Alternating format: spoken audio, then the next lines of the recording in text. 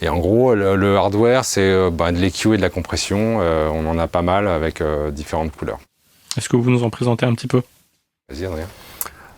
Les EQ, c'est assez, tu vois, on a pas mal de trucs, mais on n'a pas non plus pléthore. Le buzz audio, qui je pense est un classique de mastering, qui est très doux pour de la correction, pour ajouter un petit peu, qui marche assez bien. À l'inverse total, il y a le Focusrite, qui est très précis, c'est des pas de 0,3, mais avec des cues qui peuvent être assez serrés et tu peux avoir un résultat assez précis très vite. Lui, il a aussi du gain qui est assez cool. C'est-à-dire, tu vas juste passer dedans sans EQ et tu as une tu peux, on va le driver en fait, voilà. On va lui rentrer fort dedans pour aller à la limite des transfos et avoir de l'écrêtement par du gain.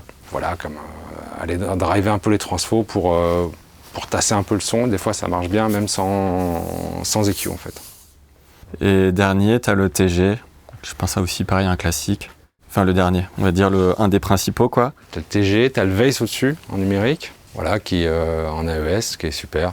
Et là, depuis pas très longtemps aussi, avant, on avait des vieux Pultec. On l'a remplacé par les nouveaux, qui sont super et qui correspondent au son Pultec, on va dire, sans les galères de maintenance que tu as avec un vieux, quoi.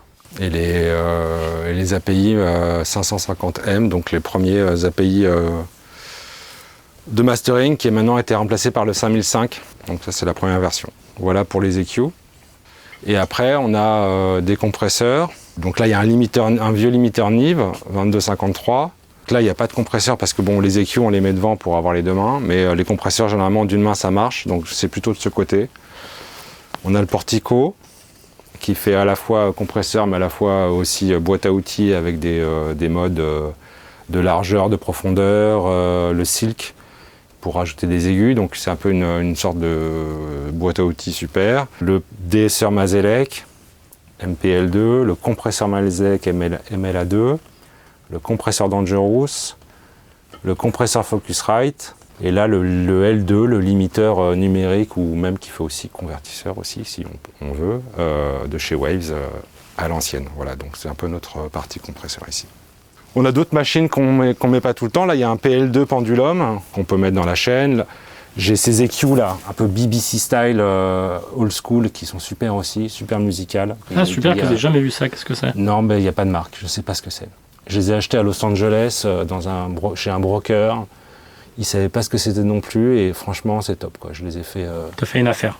Ouais, je suis hyper content de les avoir. Et après, dans la cave, on a d'autres trucs qu'on sort à l'occasion. Si j'ai besoin d'un vieux DBX, un DSR, je vais le chercher. Toi, des fois, tu utilises un GML compresseur. Enfin voilà, on a aussi d'autres trucs qui sont à dispo et qu'on vient mettre, on met là-dessus, on vient raquer, on met au patch et hop, on y va. En fait, le mastering, on a beaucoup de choses, mais le but, c'est pas d'utiliser tout, c'est d'utiliser 2-3 machines et trouver les bonnes machines pour chaque projet. Donc les bons convertisseurs, le bon compresseur ou pas. Souvent aujourd'hui la musique est déjà bien compressée, donc même des fois les compresseurs on passe dedans mais ça bouge pas, c'est juste de la couleur. Et trouver les bonnes machines. Donc des fois, moi des fois j'ai pas l'inspi avec le setup là, enfin bon, entre guillemets, hein. Donc je me dis tiens, c'est pas une question d'inspiration, mais des fois ça marche pas. Donc tu vas chercher d'autres machines et puis t'essayes et puis ça, voilà, il faut c'est pratique d'avoir pas mal de machines pour trouver la bonne, voilà, du choix.